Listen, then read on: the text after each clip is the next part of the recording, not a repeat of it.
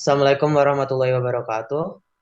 Yang terhormat selaku dosen pengampu sistem dan teknologi informasi, Bu Putri Kurnia Handayani, MKOM, dan teman-teman lainnya yang berbahagia. Perkenalkan, nama saya Muhammad Rizky Ar-Rahman, NIM 202253062 sebagai moderator dalam diskusi materi sistem informasi geografis. Adapun anggota kelompok saya adalah satu Yazid Alwani, NIM 202253051. Dua Muhammad Rizky Ar-Rahman 202253062. Tiga Nur Robiatul Adawiyah NIM 202253073. Empat Nikmatul Khairiyah NIM 202253075. Lima Arina Fawaida NIM 202253088. Baik teman-teman, langsung saja kita mulai. Penyampaian materi akan disampaikan oleh teman saya. Untuk teman saya yang bersangkutan, tempat dan waktu saya persilahkan.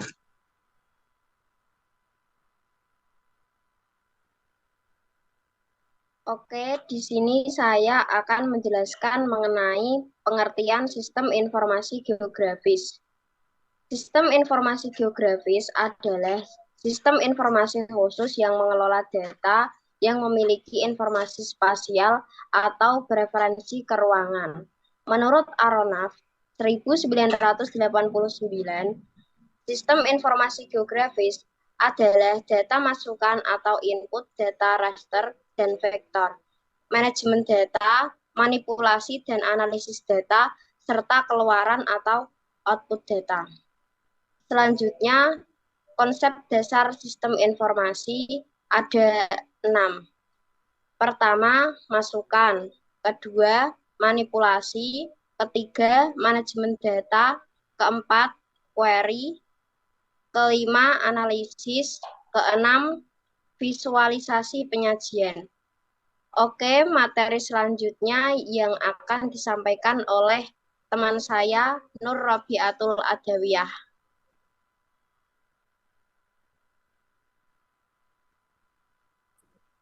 Oke, di sini saya akan menjelaskan tentang komponen SIG, yaitu ada hardware, software, dan data.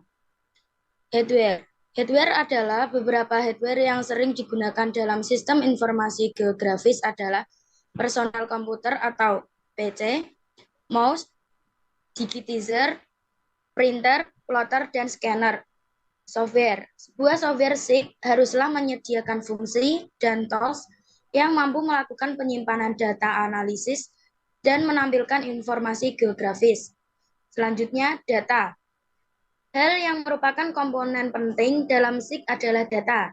Secara fundamental, SIG bekerja dengan dua tipe model data geografis, yaitu model data vektor dan model data raster. Dilanjut dengan komponen SIG. Komponen SIG dibagi menjadi dua, yaitu sumber daya manusia atau SDM. Manusia menjadi komponen yang mengendalikan suatu sistem sehingga menghasilkan suatu analisa yang dibutuhkan. Selanjutnya, metode. SIG yang baik memiliki keserasian antara rencana desain yang baik dan aturan dunia nyata, di mana metode, model, dan implementasi akan berbeda untuk setiap permasalahan. Lanjut, metodologi. Metode analisis. Metode analisis merupakan salah satu proses yang harus dilakukan dalam perancangan dan implementasi suatu perangkat lunak. Hal tersebut bertujuan untuk mengidentifikasi, mengevaluasi permasalahan, serta mengetahui kebutuhan yang diperlukan. Oke, materi yang selanjutnya akan dilanjutkan oleh teman saya, yaitu Arina Fawaida. Oke, di sini saya akan menjelaskan materi tentang analisis kebutuhan sistem. Analisis kebutuhan sistem dibagi menjadi 4. Analisis 1, analisis kebutuhan masukan. 2, analisis kebutuhan proses. 3, analisis kebutuhan keluaran. 4, analisis kebutuhan software. Perancangan sistem. Perancangan sistem dibagi menjadi 4, yaitu 1. DVD level 0, 2. DVD level 1, 3. DVD level 2 pencarian, 4. Perancangan tabel database. Selanjutnya, perancangan interface. Perancangan interface yaitu perancangan antarmuka yang bertujuan untuk memberikan kemudahan dalam mengimplementasikan perangkat lunak yang akan dibangun. Antarmuka ini juga berfungsi sebagai sarana interaksi antara manusia dan komputer. Materi selanjutnya akan dibacakan oleh Yazid Alwani. Oke, terima kasih. Materi selanjutnya adalah implementasi antarmuka.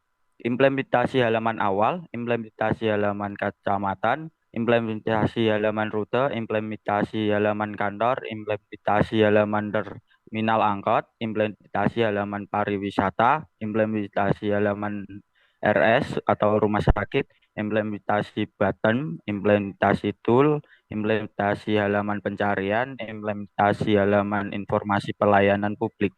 Oke, selanjutnya ya ini contohnya. Implementasi halaman awal. Halaman awal sistem menampilkan 6 layar aktif, yaitu layar RS, layar pariwisata, layar terminal angkot, layar kantor, layar rute, dan layar kecamatan. Tampilan awal bottom adalah tampilan zoom to full action, zoom in, zoom out, dan clear select fitur. Selanjutnya, implementasi halaman kecamatan. Halaman kecamatan adalah halaman yang menampilkan informasi mengenai kecamatan yang ada di Kabupaten Kudus, seperti yang terlihat pada gambar. Halaman ini dalam diakses dengan melakukan aktivitas layar kecamatan pada legend, sedangkan informasi yang didapatkan ketika mengeklik menggunakan bottom informasi pada peta adalah nama kecamatan. Selanjutnya, halaman rute. Halaman rute adalah halaman yang menampilkan informasi mengenai jalan yang dilalui oleh angkot di Kabupaten Kudus seperti yang terlihat pada gambar 4.3. Halaman ini dapat diakses dengan melalui aktivasi layar rute pada legend. Sedangkan informasi yang didapatkan ketika mengeklik menggunakan button informasi pada peta adalah nama jalan, part jalan, jarak, dan trayek. Simbol yang menggambarkan jalan adalah simbol line berwarna merah, seperti di gambar. Halaman kantor. Halaman kantor adalah halaman yang menampilkan informasi mengenai kantor pemerintah yang ada di Kabupaten Kudus, seperti yang terlihat pada gambar 4,4. Halaman ini dapat diakses dengan melakukan aktivitas layar kantor pada legend.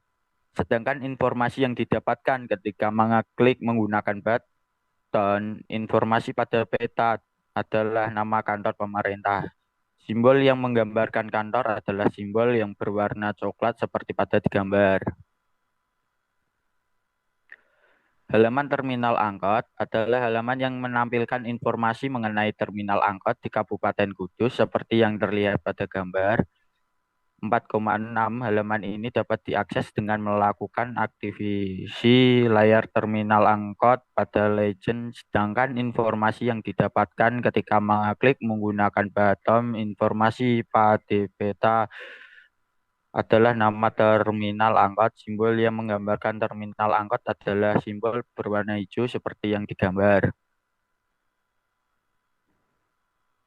Halaman pariwisata adalah halaman yang menampilkan informasi mengenai tempat pariwisata di Kabupaten Kudus. Seperti yang terlihat pada gambar 4,8, halaman ini dapat diakses dengan melakukan aktivasi layar pariwisata pada legend. Sedangkan informasi yang didapatkan ketika mengeklik menggunakan button informasi pada peta adalah nama tempat pariwisata dan informasi. Simbol yang menggambarkan pariwisata adalah simbol yang berwarna biru seperti pada di gambar.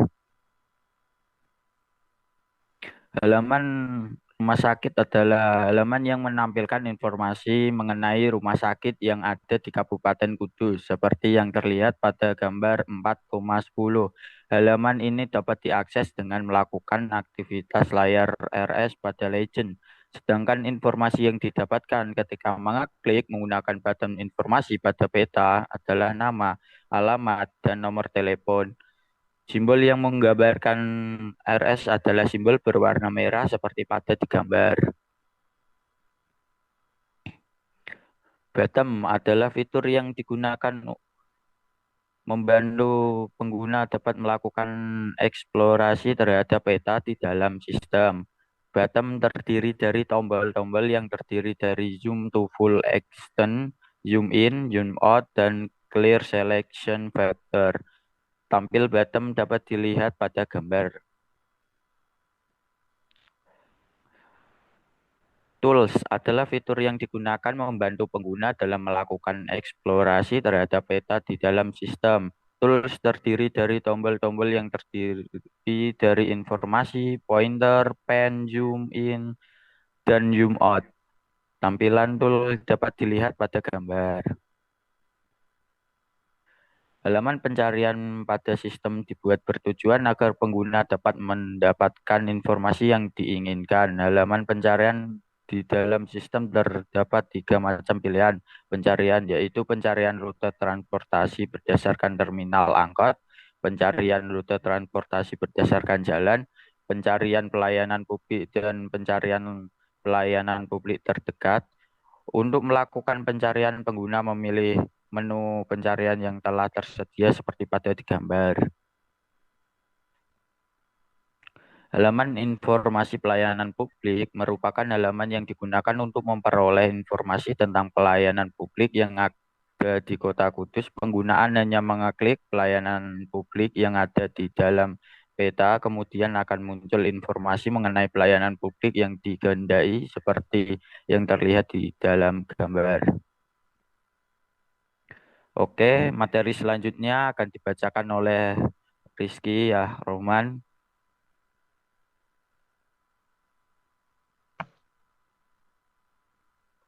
Oke, saya akan lanjutkan, yaitu kelebihan dan kekurangan. Untuk kelebihan, satu, terdapat peta digital di dalam sistem sehingga pengguna mendapatkan gambaran tentang letak dan rupa muka bumi. Dua, terdapat pencarian yang dapat membantu pengguna mencari informasi rute perjalanan dan tempat-tempat pelayanan publik di Kabupaten Kudus. Untuk kekurangannya, satu, waktu yang digunakan untuk meload sistem cukup memakan waktu dikarenakan sistem harus meload peta pada saat halaman sistem dibuka. Dua, hanya dapat menampilkan rute angkot pada jalan yang sudah dilalui angkot. Tiga, hanya menampilkan 3 jenis pelayanan publik yang ada di Kabupaten Kudus. Nah, untuk kesimpulannya, satu, mampu memberikan informasi tentang rute perjalanan angkot di Kabupaten Kudus. Dua, mempunyai fitur pencarian yang dapat bantu pengguna mencari informasi rute perjalanan dan tempat-tempat pelayanan publik di Kabupaten Kudus. Tiga, pengguna dapat mengetahui rute perjalanan angkot di Kabupaten Kudus berdasarkan terminal angkot dan berdasarkan jalan yang dipilih oleh pengguna. Nah, demikian presentasi kelompok kami. Saya sebagai moderator meminta maaf atas kekurangannya. Wassalamualaikum warahmatullahi wabarakatuh.